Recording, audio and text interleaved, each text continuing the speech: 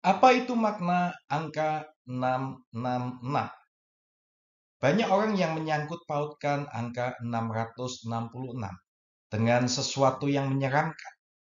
Salah satunya dengan mengaitkan angka ini dengan setan atau film horor yang pernah ditonton.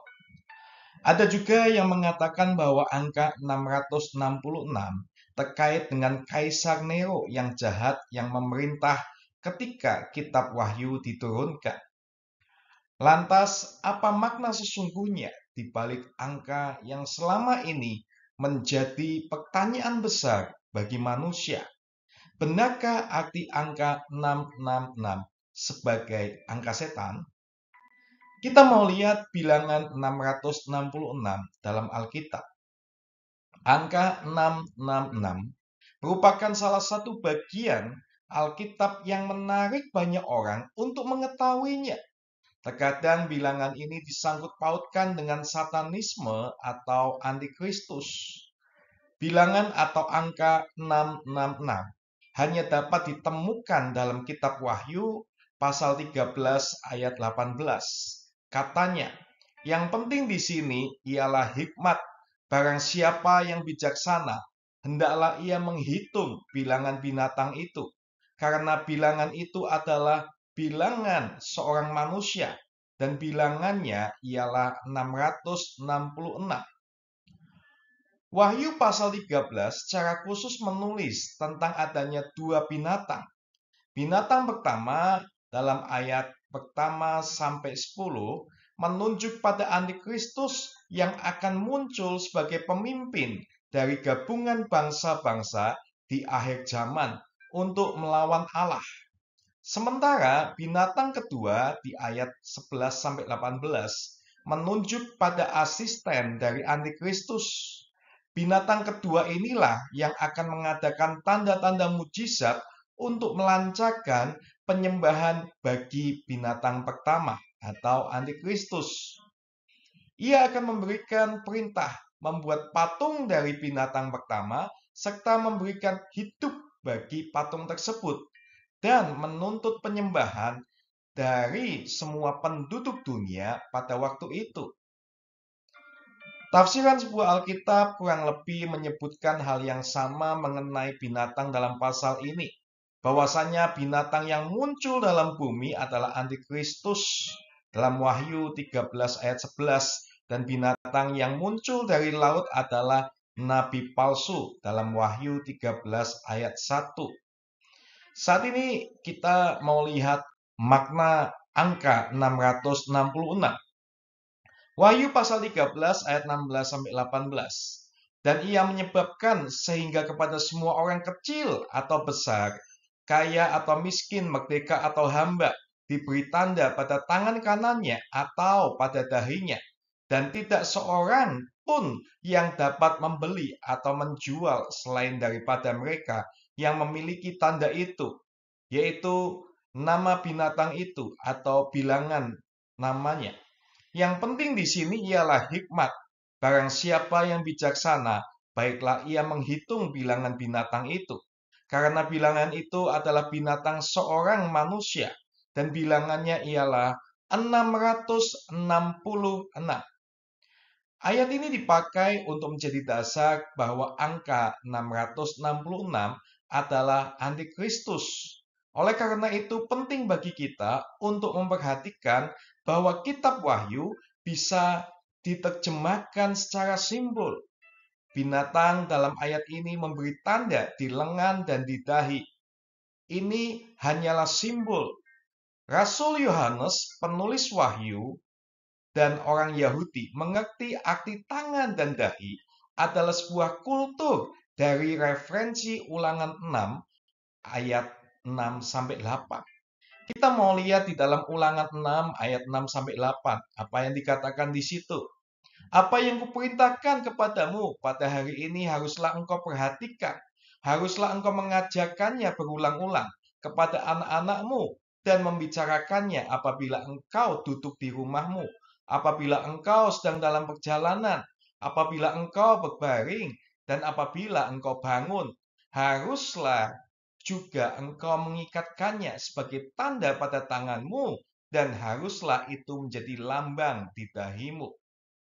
Nah, ayat ini mengatakan di mana Tuhan memberikan perintah bagi orang Israel yang harus diperhatikan dan mengikat sebagai tanda di tangan dan menjadi lambang di dahi. Tradisi Yahudi tidak mengerti hal ini sebagai penafsiran literal, meskipun ada Yahudi ortodoks yang menggunakan aksesoris tefillin berbentuk kotak atau silinder yang berisi kutipan ayat dari kitab suci yang diikat di lengan dan di dahi seseorang sebagai simbol bahwa mereka mempunyai Taurat di tangan dan di dahi.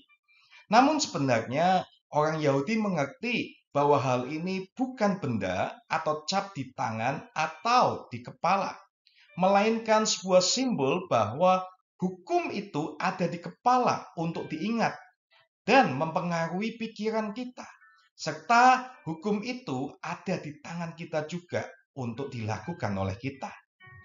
Bilangan 666 dalam Wahyu 13 ayat 18 bukanlah literal benda atau cap, melainkan ide atau sebuah pengajaran yang sengaja disebarkan oleh binatang untuk mempengaruhi orang agar tidak percaya Yesus atau menolak Yesus. Dan hal ini adalah pengajaran sesat yang mempengaruhi cara berpikir, yaitu sebagai tanda di dahi, dan cara bertindak kita sebagai tanda yang ada di tangan. Nah, kita perlu hikmat dalam memahami tanda 666. Sekali lagi, Wahyu 13 ayat 18 dapat disimak bahwa yang penting di sini adalah hikmat. Hikmat yang dimaksud adalah kepekaan rohani untuk melihat tanda 666.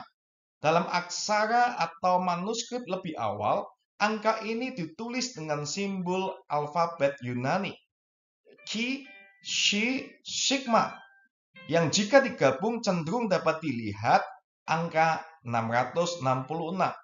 Namun di satu sisi dari huruf ini juga terdapat simbol Kristus. Dalam kitab Wahyu, Antikristus disebut binatang dan bilangannya ialah 666. Banyak penafsir percaya bahwa angka 6 merupakan angka manusia dalam Alkitab, dan angka 3 merupakan angka bagi Allah. Pada Perjanjian Lama, angka 3 adalah simbol kekudusan dan lazim dihubungkan dengan Trinitas. Oleh karena itu, 3 angka 6 yang berjajar itu melambangkan seorang manusia yang telah menjadikan dirinya sendiri sebagai Allah, seperti para kaisar Roma yang jahat ketika berkuasa di saat kitab Wahyu diturunkan. Jadi sebenarnya angka 666 yang ingin ditunjukkan kepada kita adalah sebuah pengajaran yang menyerupai atau menyamar seperti pengajaran Kristus yang terlihat seperti Kristus padahal bukan dari Kristus. Angka 6 adalah angka manusia, sedangkan angka 7 adalah angka Allah yang merupakan bilangan sempurna. Seperti dalam Kejadian 2 ayat 1 sampai 4, Keluaran 20 ayat 8 sampai 11, Yohanes 4 ayat 22.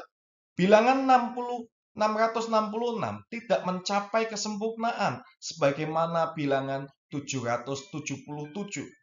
Bilangan 666 bukanlah chip benda atau tanda, melainkan sesuatu yang mempengaruhi dan menyesatkan pikiran manusia dan mempengaruhi sikap manusia sehingga mereka mengira menyembah Tuhan, padahal sebenarnya bukan Tuhan yang mereka sembah. Sebagian dari mereka melawan Kristus secara terang-terangan, dan sebagian dari mereka mengira bahwa mereka adalah anak Tuhan, padahal sebenarnya bukan. Nah, Bapak Ibu Saudara, Wahyu pasal 13 yang kita pelajari yang berkisah tentang iblis, antikristus, dan nabi palsu memang cukup berat untuk dibaca dan dipahami. Namun dalam Wahyu pasal 14, perhatian kita tidak lagi dipusatkan pada tokoh kejahatan, melainkan pada Kristus dan mereka memuji Tuhan. Sebagai orang percaya yang membaca Wahyu pasal 14, kita akan dihibur dan dikuatkan karena Raja kita, Tuhan Yesus menang, dan Dia selalu beserta dengan umatnya yang setia dalam segala kesusahan. Mari Bapak Ibu Saudara tetap percaya Tuhan Yesus itu adalah Tuhan dan Raja dalam hidup kita. Terima kasih, Tuhan Yesus memberkati.